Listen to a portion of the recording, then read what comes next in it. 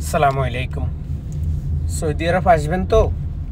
আজকের ভিডিওটা আপনার জন্য। আমরা এখন সৌদি আরবের রাজধানী আপনারা জানেন রিয়াদ থেকে প্রায় 200 থেকে 250 কিলোমিটার দূরে আছি এবং এই রাস্তা দিয়ে কেন যাচ্ছি এই বিষয়ে পরে বলবো। আপনি সৌদি আরব আসবেন তো? প্রথমেই আমার কথাগুলা মনোযোগ সহ শোনার চেষ্টা করবেন। এরপরে আপনি যার মাধ্যমে ভিসা নেন, যার কাছ থেকে নেন, আপনার প্রশ্ন এগুলা থাকতেই হবে। কারণ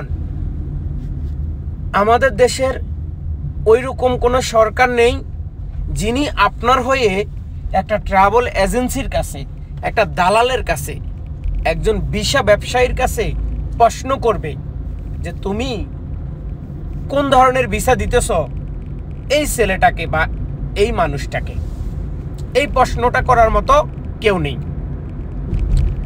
আমরা ওইরকম দূতাবাস এখন পর্যন্ত দেখি নেই যেই দূতাবাস সৌদি আরবে আসার পরে একটা মানুষ আকামা পায় নেই, একটা মানুষ খাবার পাচ্ছে না, একটা মানুষ রুম পাচ্ছে না, একটা মানুষ থাকার মতো জায়গা পাচ্ছে না।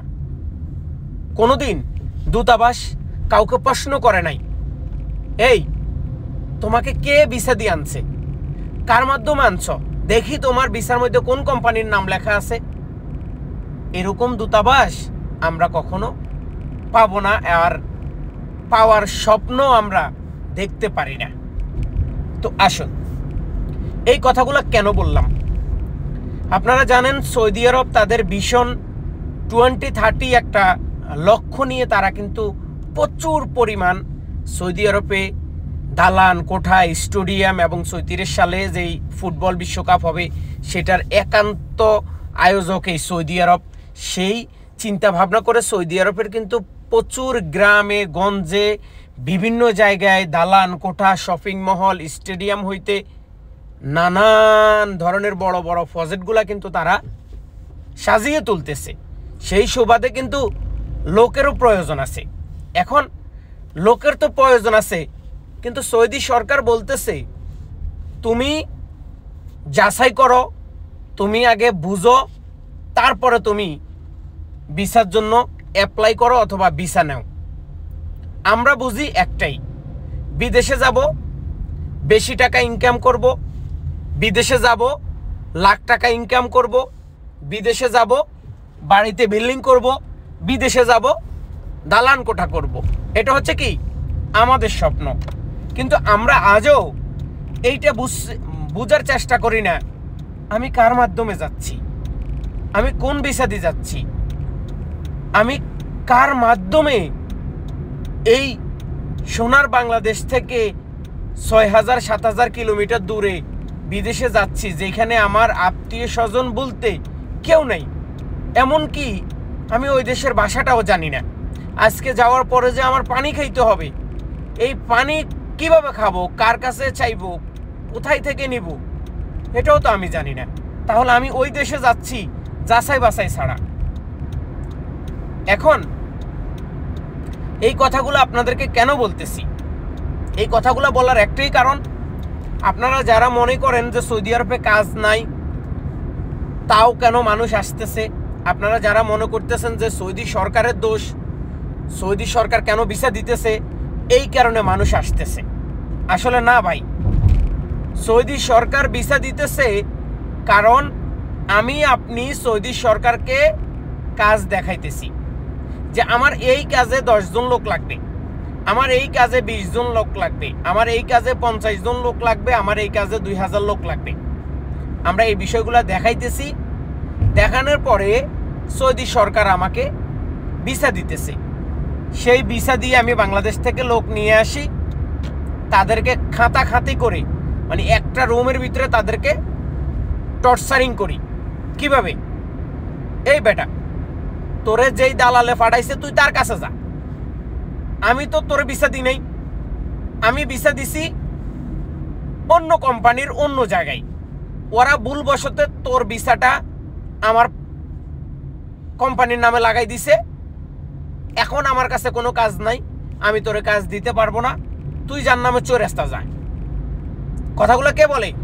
আপনি যখন সৌদি আরব থেকে আপনি যখন বাংলাদেশ থেকে সৌদি আরব আসবেন, আপনি একটা কোম্পানিতে আসছেন, একটা কোম্পানির নাম দিয়ে আপনাকে ফাটাই দেওয়া হয়েছে, কিন্তু আসলে তারা কোনো কোম্পানি না, তারা হচ্ছে কি ভিসা ব্যবসায়ী, দালাল।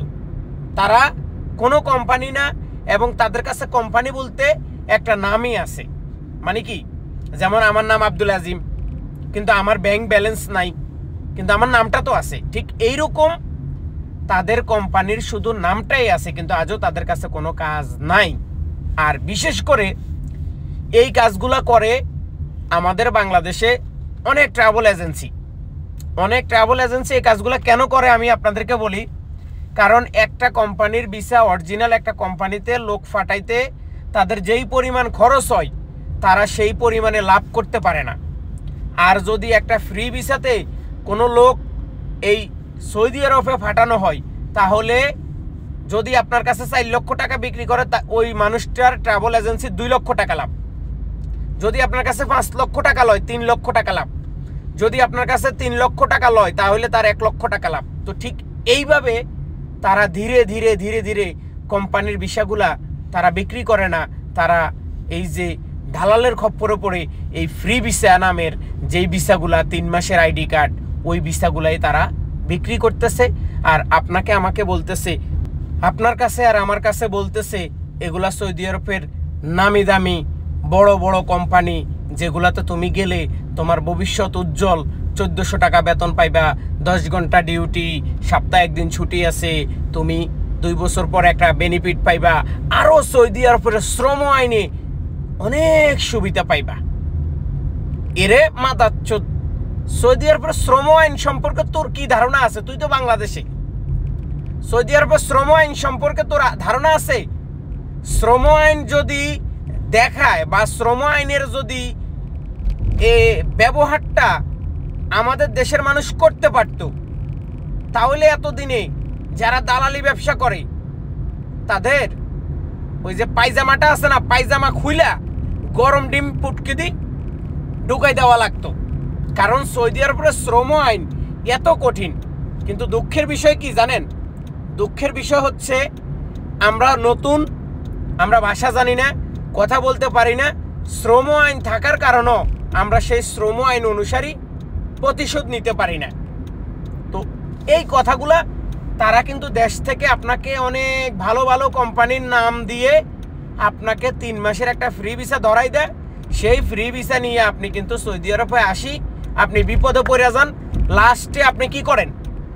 আপনি ওই কোম্পানি থেকে পালিয়ে যাইতে হয়, অথবা আপনি পালাই যান, অথবা আপনি কি আপনাকে পালাই যাইতে হয়। কেন? কারণ আপনি না যাই কি করবেন? আপনি কোথায় যাবেন? কার কাছে যাবেন? কারণ আপনি তাদের পাল্লায় পড়ে, আপনি তাদের কথা শুনে আপনি চলে আসছেন একটা ফ্রি ভিসাতে। এই ফ্রি ভিসাতে আসার কারণে আপনি এখন আপনার যেই 3 মাসের আইডি কার্ড আকামা, সেটাও কিন্তু শেষ হয়ে যাচ্ছে। সেটাও আপনি হয়তো আর বানাইতে পারবেন কিনা এটারও বিশ্বাস নাই।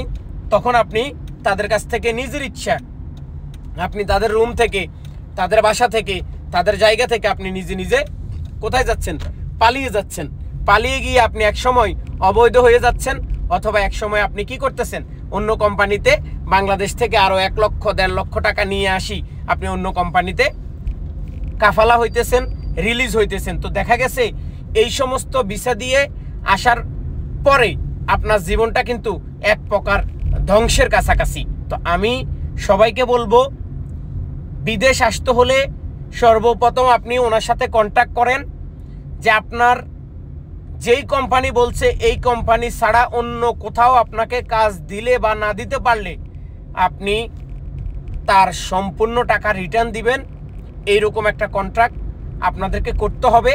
যদি না করেন তাহলে আমার কথাগুলা আপনাদের সাথে এইরকম আচরণ করবে। এবং জঘন্য ভাষা, যেই ভাষাগুলা একজন মানুষের সাথে মানুষ করে না, ওই রকম কথা কিন্তু এইখানে সৌদি আরবে থাকা যে দালাল, এই দালালগুলা কিন্তু আপনাদেরকে বলবে। আরও কিছু কথা আসতেছে আমাদের পরবর্তী ভিডিওতে, আশা করি আপনারা দেখলেই বুঝতে পারবেন যে আমি কোন সম্পর্কে কোন বিষয়গুলো আপনাদেরকে জানাইতে চাই, যেগুলো আমার জানানো খুবই দরকার। আজকের মতো বিদায় নিচ্ছি সৌদি আরব রিয়াদ থেকে। আল্লাহ হাফেজ।